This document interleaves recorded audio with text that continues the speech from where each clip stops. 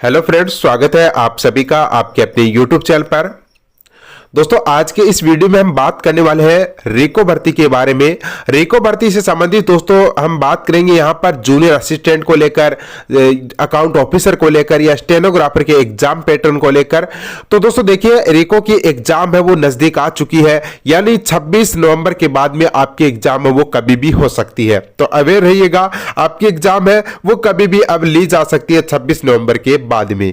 तो दोस्तों देखिएगा, अब मैं इस वीडियो के अंदर हम बात करेंगे यहाँ पर कि एग्जाम पैटर्न इसका क्या रहेगा, किस प्रकार से दोस्तों यहां पर सिलेबस को डिवाइड किया गया है, कौन कौन से पार्ट के अंदर पास होना जरूरी है या नेगेटिव मार्किंग है वो भी क्या यहां पर रखी गई है, पेपर है वो ऑफलाइन होगा या ऑनलाइन होगा। तो सारी दोस्तों आपके आज की इस वीडियो के अंदर जितने भी डाउट है वो क्लियर होने वाले हैं। वीडियो शुरू करने से पहले आप सभी दोस्तों से एक रिक्वेस्ट है दोस्तों, यदि आपने चैनल को अभी तक सब्सक्राइब नहीं किया तो चैनल को कर लीजिएगा सब्सक्राइब और बेल आइकन के बटन को जरूर दबा लीजिएगा, ताकि आने वाली भर्तियों से संबंधित जो भी नई भर्तियां हैं, जो भी दोस्तों पुरानी भर्तियां आपके सामने जितने भी जो भी दोस्तों नए अपडेट आते हैं वो तुरंत आप तक पहुंच सके। तो चलिए दोस्तों, आज की वीडियो की यहां से शुरुआत करते हैं। देखिएगा दोस्तों, यहां से हम बात करेंगे एग्जाम पैटर्न के बारे में, उसके बाद में हम बात करेंगे पेपर ऑफलाइन होगा या ऑनलाइन होगा। एग्जाम डेट के बारे में आपको पहले मैंने इंफॉर्मेशन दे दी है। तो देखिएगा दोस्तों, हम बात करेंगे यहां पर एक एक पोस्ट को लेकर। हम जो विशेष तौर पर इस वीडियो के अंदर बात करने वाले हैं वो दोस्तों स्टेनोग्राफर और जूनियर असिस्टेंट को लेकर बात यहां पर करेंगे। देखिएगा दोस्तों, हम बात करें यहां पर कनिष्ठ सहायक की, आपके सामने दिखाई दे रहा होगा नीचे ही नीचे दोस्तों कनिष्ठ सहायक, जो दोस्तों 10 नंबर की पोस्ट है। यहां पर देखिएगा दोस्तों, इस पोस्ट के बारे में हम बात करें तो यहां पर दो भाग है, लिखित परीक्षा के दो भाग रखे गए हैं। और दोस्तों देखिए, आपका जो डाउट, पहला डाउट तो यह है कि क्या ये दोनों पार्ट है, ये दोनों पार्ट एक साथ होंगे या बीच में समय मिलेगा। देखिएगा दोस्तों, ये दो पार्ट रखे गए हैं जबकि पेपर ये एक ही है, यानी पेपर तो एक ही होगा दोस्तों, लेकिन इसके पार्ट दो है। दो पार्ट इसके रखे गए हैं, दोनों पार्टों का दोस्तों एग्जाम है वो एक साथ ही होगा। तो पहला डाउट तो आपका ये क्लियर होना चाहिए कि एग्जाम है वो दो एग्जाम नहीं होंगे, आपके पार्ट यहां पर डिवाइड किए गए हैं। दो पार्टों के अंदर ये एग्जाम है। लिखित परीक्षा के जो आपका पेपर रहेगा उस पेपर के अंदर दोस्तों दो पार्ट है, पार्ट ए, पार्ट 2। देखिएगा दोस्तों, यहां पर मैं बात करूं इसका जो पेपर आएगा, एग्जाम रहेगा, इसके अंदर पार्ट 1 है वो तो 180 नंबर का रहेगा और पार्ट 2 है वो 270 नंबर का रहेगा। और दक्षता परीक्षा 100 नंबर की, और इसके साथ ही मिला के टोटल दोस्तों 550 नंबर हो गए।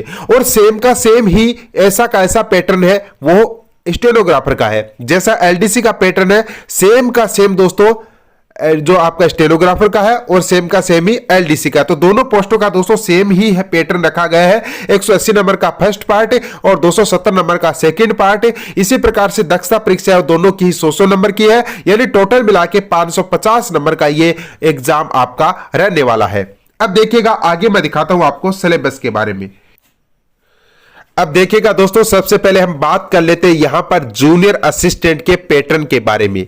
देखिएगा दोस्तों, यहां पर आपको एक बात है वो समझ में नहीं आएगी और मुझे पूरी उम्मीद है कि इस वीडियो के देखने के बाद में आपको वो बात बिल्कुल समझ में आ जाएगी। देखिए, यहां पर आपके दो पार्ट रखे गए हैं, पार्ट नंबर 1 और दूसरा पार्ट रखा गया है पार्ट नंबर, देखिए नीचे दे रखा है पार्ट नंबर 2। अब देखिए, पार्ट नंबर 1 है, पार्ट 1 है ये तो दोस्तों आपका रहेगा 180 नंबर का, और पार्ट 2 है ये दोस्तों आपका रहेगा 270 नंबर का। ठीक है, अब देखिएगा यहां पर पार्ट 1 को किस प्रकार से डिवाइड किया गया है, यानी सिलेबस को अलग अलग डिवाइड किया गया है। आपके सामने है दोस्तों पहला पार्ट है, और पहले पार्ट के अंदर 3 सेक्शन रखे गए हैं, यानी फर्स्ट सेक्शन के अंदर 15 क्वेश्चन आएंगे। 15 क्वेश्चन आएंगे जो कि 45 नंबर का रहेगा, यानी एक क्वेश्चन 3 नंबर का रहेगा, यानी 15 क्वेश्चन आपके जीके वाले पार्ट के रखे गए हैं। अलग अलग सारे सिलेबस को डिवाइड किया गया है, जो कि एक बहुत ही अच्छी बात है। तो दोस्तों देखिए, यहां पर पार्ट नंबर 1 में सेक्शन ए में आपका जीके रखा गया है, 15 क्वेश्चन रखे गए हैं जो कि 45 नंबर का आएगा।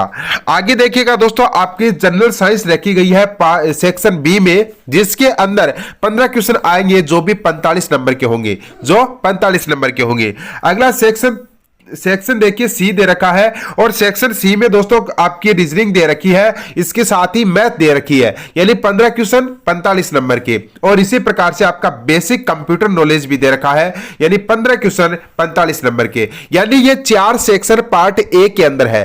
पार्ट ए के अंदर दोस्तों 4 सेक्शन है। पार्ट ए के अंदर है, पार्ट ए आपका यहां पर रहेगा। देखिए अच्छे से मैं आपको पूरी बातें हैं वो पूरी क्लियर कर देता हूं।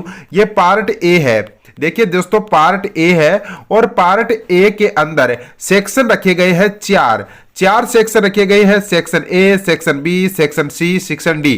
ए सेक्शन में 15 क्वेश्चन आपके जीके के हैं, बी सेक्शन के अंदर यानी 4 सेक्शन है तो एक के अंदर दोस्तों आपका 15 क्वेश्चन है वो तो कंप्यूटर का आएगा, 15 क्वेश्चन आपके जनरल नॉलेज के रहेंगे, 15 क्वेश्चन आपके क्या रहेंगे, मैथ के रहेंगे और दोस्तों मैथ और रीजनिंग के रहेंगे, और 15 क्वेश्चन है दोस्तों आपके साइंस के, जनरल साइंस के टॉपिक रहेंगे।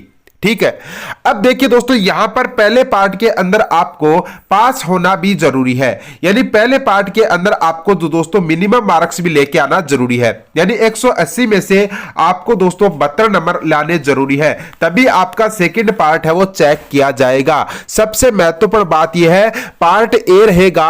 पार्ट एक के अंदर दोस्तों 4 सेक्शन है, चारों सेक्शनों के अंदर अलग अलग नंबर नहीं लेके आने, जबकि पार्ट 2 है, यानी पार्ट 1 और पार्ट 2, पार्ट 1 180 नंबर का, पार्ट 2 है वो 270 नंबर का। लेकिन दोस्तों यहां पर पार्ट 1 के अंदर आपको टोटल 180 में से यानी चारों सेक्शनों को मिलाकर ही 72 नंबर लेके आने जरूरी है। 72 नंबर नहीं लेके आओगे तो दोस्तों आप डिस्क्वालीफाई हो जाओगे इस एग्जाम से। यानी प्रथम पार्ट के अंदर आपको 180 में से 72 नंबर लेके आने जरूरी है, तभी आपका सेकंड पार्ट है वो चेक किया जाएगा। सबसे महत्वपूर्ण बात यही है इस एग्जाम की। अब देखिएगा दोस्तों टॉपिक तो आप देख लेंगे, मुझे पूरा पता है। अगला देखिएगा यहां पर सेक्शन बी की मैं बात कर लेता हूं, और सेक्शन 2 नंबर के अंदर देखिएगा दोस्तों, सेक्शन 2 के अंदर दोस्तों आपके पार्ट रखे गए हैं 3। सेक्शन 2 के अंदर आपके पार्ट रखे गए हैं 3, जिसके अंदर दोस्तों एक के अंदर आएगा तो हिंदी, यानी 30 क्वेश्चन आपके हिंदी के रहेंगे, 30 क्वेश्चन हिंदी के रहेंगे जो 90 नंबर के होंगे, 30 क्वेश्चन हिंदी के रहेंगे जो 90 नंबर के होंगे, 30 क्वेश्चन इंग्लिश के रहेंगे जो 90 नंबर के होंगे। मैंने पहले ही बता दिया 3 नंबर का एक क्वेश्चन है, और 30 क्वेश्चन आपके मैथमेटिक्स के रहेंगे जो कि दोस्तों एडवांस मैथ है, तो ये दोस्तों आपके 30 क्वेश्चन रहेंगे 30 नंबर के। यानी तीसरा जो दोस्तों आपका पार्ट है, पार्ट 2 है वो 270 नंबर का रहेगा। इसके अंदर कोई क्वालिफाई मार्क्स नहीं रखे गए हैं, जबकि पार्ट ए के अंदर आपको दोस्तों 180 में से आपको दोस्तों कितने नंबर लेके आने जरूरी है, 72 नंबर लेके आने जरूरी है, तभी दोस्तों आपका सेकंड पार्ट है वो चेक किया जाएगा यहां पर। तो यह है मेन बात दोस्तों इस एग्जाम की, और ऐसा ही दोस्तों आपके सामने जो स्टेनोग्राफर का है वो पैटर्न भी रखा गया है। स्टेनोग्राफर का भी अभी बात करने वाले हैं। तो दोस्तों देखिए जनरल नॉलेज के अंदर क्या क्या टॉपिक आएंगे, इवेंट्स ऑफ स्टेट, नेशनल और इंटरनेशनल, यानी दोस्तों आपके जो करंट अफेयर्स है वो नेशनल भी आएगी, राजस्थान की भी आएगी, और नेशनल और इंटरनेशनल भी यहां पर दी गई है। ज्योग्राफी दोस्तों इंडिया की भी दे रखी है, राजस्थान की भी दे रखी है। इकोनॉमिक है वो दोस्तों आपकी इकोनॉमी है वो इंडिया की भी दे रखी है, राजस्थान की भी दे रखी है, और इंडिया की दोस्तों हिस्ट्री भी दे रखी है। इंडिया की जो हिस्ट्री दे रखी है वो मध्यकालीन हिस्ट्री दे रखी है, और जो स्वतंत्रता आंदोलन है वो यहां पर दिए गए हैं। देखिए इंडियन स्ट्रगल, इसके अलावा आपको हिस्ट्री ऑफ राजस्थान भी इसमें दिया गया है। इसके अलावा कल्चर एंड हेरिटेज, दोस्तों कल्चर एंड हेरिटेज है ये इंडिया और राजस्थान का है, कल्चर एंड हेरिटेज है ये इंडिया और राजस्थान दोनों का दिया गया है। आगे जनरल साइंस की बात करूं तो जनरल साइंस के अंदर मेन टॉपिक है, छोटे छोटे टॉपिक है। इसके अलावा क्वांट एंड एप्टीट्यूड की जो रीजनिंग के अंदर है जो नॉर्मल है, यहां पर बेसिक कंप्यूटर भी आपके सामने दिया गया है, जैसे कि कंप्यूटर सिस्टम है, यूज ऑफ कंप्यूटर है, ऑपरेटिंग सिस्टम है, MS Word, MS Excel, MS PowerPoint, जो आउटलुक है इसके बारे में दिया गया है। इसके बाद में आपका हिंदी के अंदर दोस्तों सेकंड पार्ट आता है, पार्ट नंबर 2 के अंदर आपका सेक्शन ए में दिया गया है सामान्य हिंदी, जिसके अंदर आपके अंदर पूरी ग्रामर दी गई है। इसके अंदर जनरल इंग्लिश में भी पूरी ग्रामर है, और मैथमेटिक्स में दोस्तों पूरी एडवांस मैथ यहां पर डाल रखी है। तो यह है दोस्तों आपका एग्जाम पैटर्न, और इसके अंदर दोस्तों दे रखा है कि जो क्वालिफाई करेगा उसको दोस्तों टॉप में आना पड़ेगा। टॉप में 5 टाइम यहां पर आपको टाइपिंग के लिए पास किया जाएगा, यानी जितनी पोस्ट है एलडीसी की तो उसका 5 गुना आपको टाइपिंग के लिए पास किया जाएगा। यह आपका एग्जाम पैटर्न है एलडीसी का। ठीक है दोस्तों, तो मुझे पूरी उम्मीद है ये एलडीसी का एग्जाम पैटर्न अब आपको समझ में आ गया होगा। फिर भी समझ में नहीं आया तो कमेंट बॉक्स में कमेंट कर देना, समझा दूंगा आराम से दूसरा वीडियो बना के।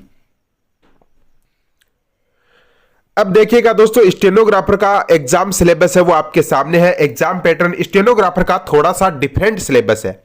देखिए, स्टेनोग्राफर का सिलेबस तो सेम सा ही है, लेकिन यहां पर जो पैटर्न है वो अलग है। हालांकि यहां पर भी पार्ट 180 नंबर का पार्ट 1 है, पार्ट 2 270 नंबर का है। लेकिन देखिएगा, सेक्शन ए के अंदर जो जीके दे रखा है वो 20 क्वेश्चन दे रखे हैं और 60 नंबर के। वहां पर 15 क्वेश्चन थे, वहां पर यहां पर 20 क्वेश्चन है।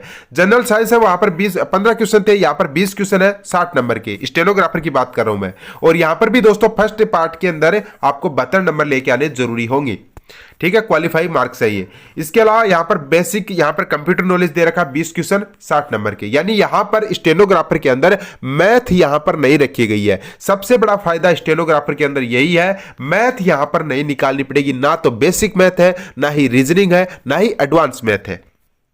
और दोस्तों देखिए, सेक्शन बी के अंदर यहां पर सामान्य हिंदी है और सामान्य इंग्लिश है। दोनों ही पार्ट है दोस्तों आपके। 45 क्वेश्चन है, 45 क्वेश्चन हिंदी के और 45 क्वेश्चन हिंदी के और 45 क्वेश्चन ही इंग्लिश के रखे गए हैं। और तीनों दोस्तों 135 नंबर के होंगे दोनों।